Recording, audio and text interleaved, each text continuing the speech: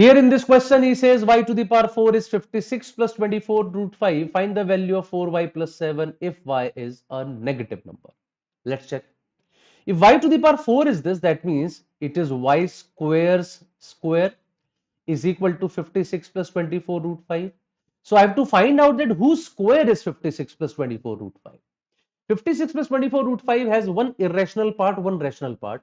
Such numbers are always the square of a number which is of the type a plus root b or a minus root b or something like root a plus root b, because irrational part has come up. So there has to be an irrational part in your number as well, which has been squared.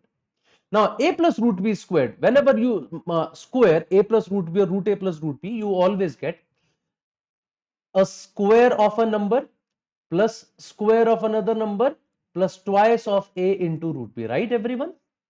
A square plus root b square plus 2 into a into root b, that's the square of a plus root b.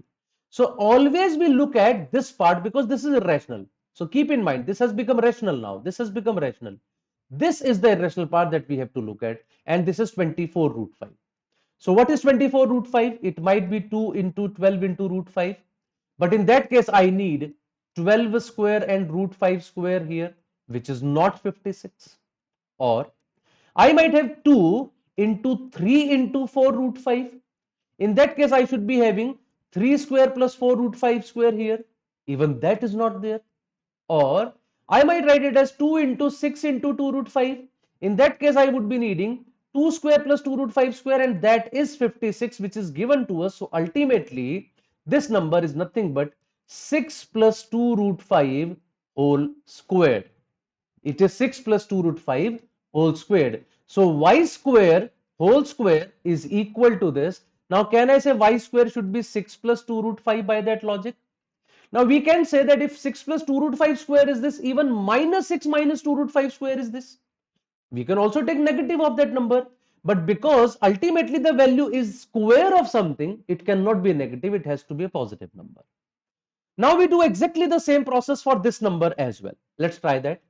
Now 6 plus 2 root 5. 2 root 5 is 2 into 1 into root 5. It is easy to figure out that this 6 is nothing but 1 plus root 5 square. So ultimately I have 1 plus root 5 square is equal to y square. So y now can be 1 plus root 5 or minus of 1 plus root 5, because y can be negative. Y square could not be negative. And he has already given you y is negative. That means y is not this. Y is minus of 1 plus root 5. Question is asking you 4y plus 7. So 4 into minus 1 minus root 5 is plus 7. That is the question asking you. Minus 4 root 5 plus 7. This gives me 3 minus 4 root 5. And 3 minus 4 root 5 is given in option C. That option C is the right answer for us for this question number 12.